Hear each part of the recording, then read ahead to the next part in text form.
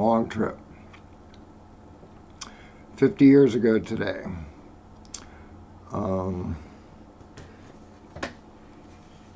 Robert Francis Kennedy was shot in California.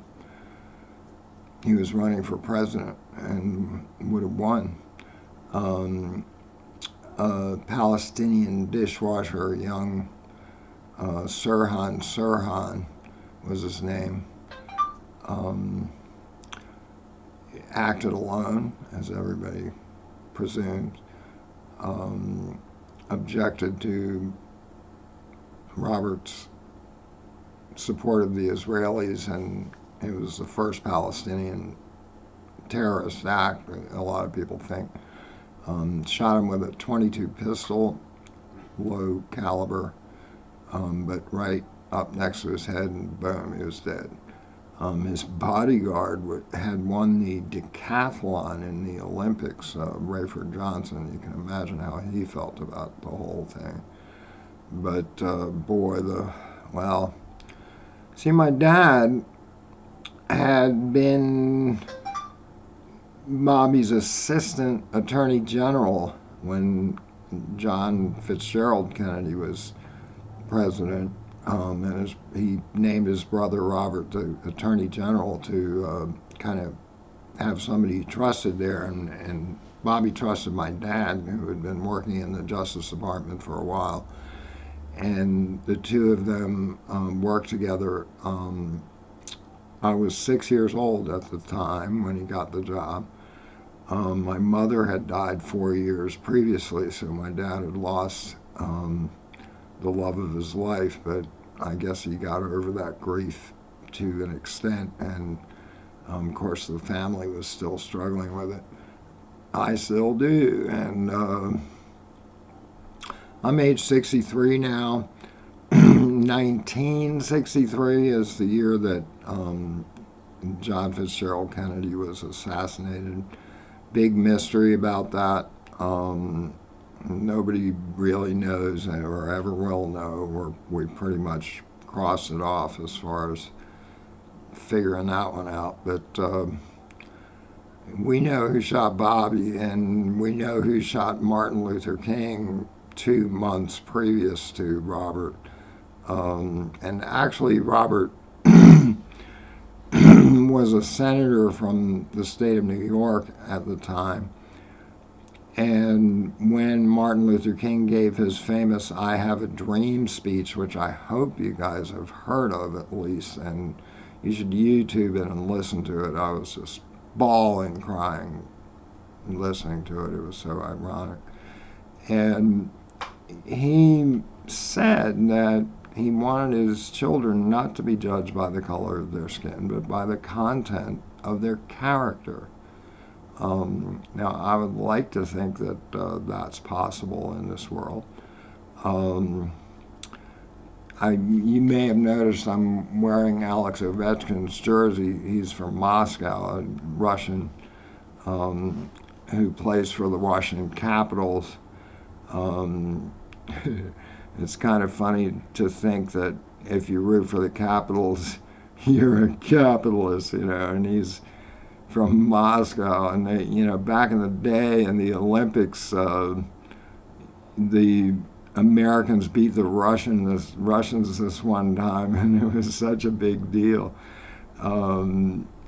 It was like the impossible dream or something. It was really cool back then. But see, now you got the Russians playing for us, and Ovechkin's the best, And finally, he made it to the Stanley Cup Finals, and he's a 1 win away from taking the whole thing. So I'm rooting for him. But I wanted to talk about AO. And if you think about it in the Greek alphabet, it's the alpha and the omega. It's like A to Z. And of course, Alex Ovechkin uses a different alphabet when he's in Russia. Russians have a different alphabet too. But the Greeks, alpha and the omega, the beginning and the ending. It's interesting in terms of my family because My grandfather's initials were AO. He was in World War One. My father's initials were AO. He was in World War II. My brothers, and my older brother, he's 13 years older than I am. His initials are AO. He's a junior, like Cal Ripken Jr. And my son, my first son, like my dad's first son was named AO. My first son is named AO also. So, and the thing is, the St. Andrew's Cross is an X. It's not a this, it's this. You get what I'm saying? It's an X. It's like half of it is under Kat's throat there, protecting herself from demons. And what I wanted to say about the AO thing is that it's very powerful, the beginning and the ending. And you know, if you look at the Gospel of John, you know, in the beginning was the Word, and the Word was with God, and the Word was God. And if you're talking about God, you pretty much, there are as many ways to the one as there are people. And pick one and make it work for you and get God working with you. He wants to. Anyway, but Bobby's middle name was Francis, and so was my dad, and so was my brother. But the thing is, it's not Francis of Assisi. It's not Sissy. He's not a sissy, okay? It's different. It's Francis of Xavier, Xavier. It's an X. Xavier. It's pronounced like a Z, but it's an X. And he started the Jesuit Fathers. It's an order of priests, and they're teachers. They're trained to be teachers. They have to go through 13 years of training to teach in the method that they use. And the method they use is called in loco parentis, which is Latin for in place of the parent. And I was turned over to the Jesuits by my dad when my grandma, I told you my mother died. I was 2 years old. And my father's mother, who was elderly already, jumped right in. She was a leprechaun. She was right from Ireland, and basically she was flat wonderful and raised me beautifully and loved me and everything. So I kind of didn't even miss my mother much, but the whole family was, it was like the elephant in the room that nobody would talk about because it was so sad. But because she died at 35, you know, and wow. But anyway, my grandmother had gotten what they now call Alzheimer's. We just thought it was old age back then. And Dad turned me over to the Jesuits, and the thing was, they were into sports, and I didn't care about anything with sports. And I don't know if he knew that or not, but he knew I was a good baseball player, at least.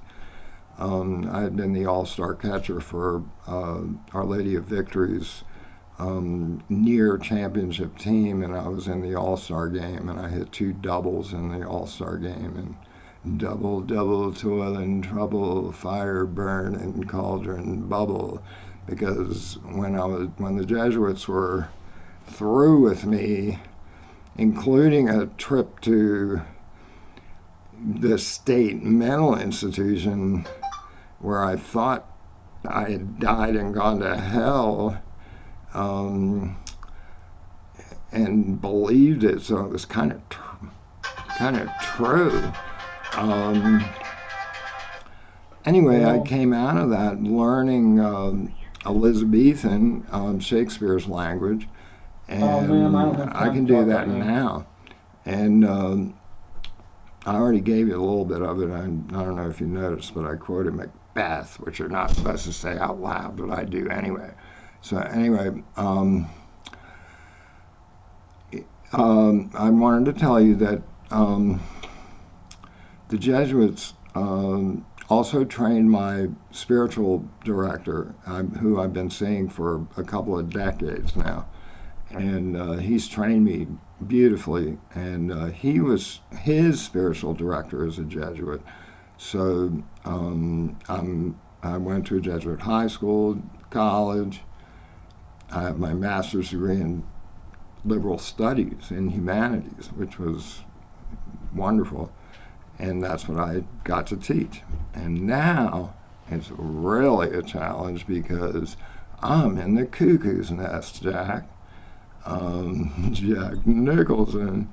Actually, before my last day of teaching, I had been teaching the daughter of the president of William and Mary, which is the local. I live in Williamsburg, and it's the local college is William and Mary, and he was Gene Nickel was his name. So I was teaching his daughter, who was just flat wonderful at everything, and it's so ironic because Gene Nichols' daughter, not Gene Nichols' son. So you got the Jack Kennedy, you got the Captain Jack Sparrow.